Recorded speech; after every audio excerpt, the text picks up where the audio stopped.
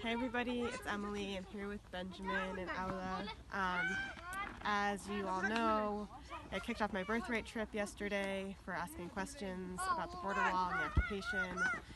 And we found somewhere to stay last night in Tel-Aviv, and we took a bus to Jerusalem, and we caught a ride to Umm Al Khair here in the West Bank this afternoon.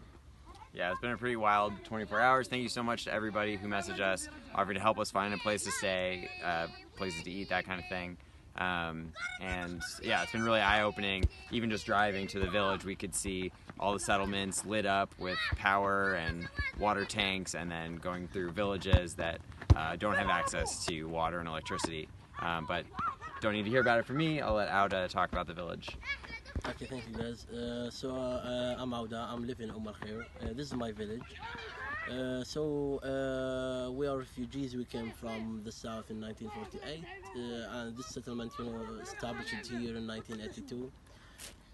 We are facing many problems, like the water problem. We can get water just 7 hours per week, and it's not enough. And also the electricity, we could not get electricity, and also the demolition. And a quick story about the demolition. When they came to demolish the second community center, I was sleeping inside the community center, and they woke me up in hard way. One of my friends, and I saw that there is an officer of the civil administration with him, and they demolished the second community center. So the demolition is one of the most dangerous problems here in Umm Al Khair. And what is the main reason of the demolition? They told us because you are near the settlement, so you cannot build, you cannot get a permit to build. But from where we will get a permit? From the Israeli civil administration. And the Israeli civil administration is, all the time they are responsible for the demolition in their area.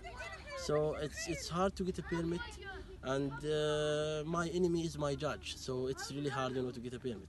So for these guys, I'm glad because they ask difficult questions about the truth, and they are here today, and I think they will find good answers for the questions. And you're welcome. You honored us. Thank you so much, and we're so grateful that you have welcomed us into your community and into your home. And you can see just like right behind us is where the village is, and then just over here is the settlement that has electricity, and the electric lines actually pass directly over the village, and Umm Al Khair doesn't have any electricity here, even though there's electric wires passing right over the community. So I think it's already been a really eye-opening experience for me, and I'm looking forward to continuing to learn more and meet more people. So thanks, and thank you again so much for your hospitality. You're welcome.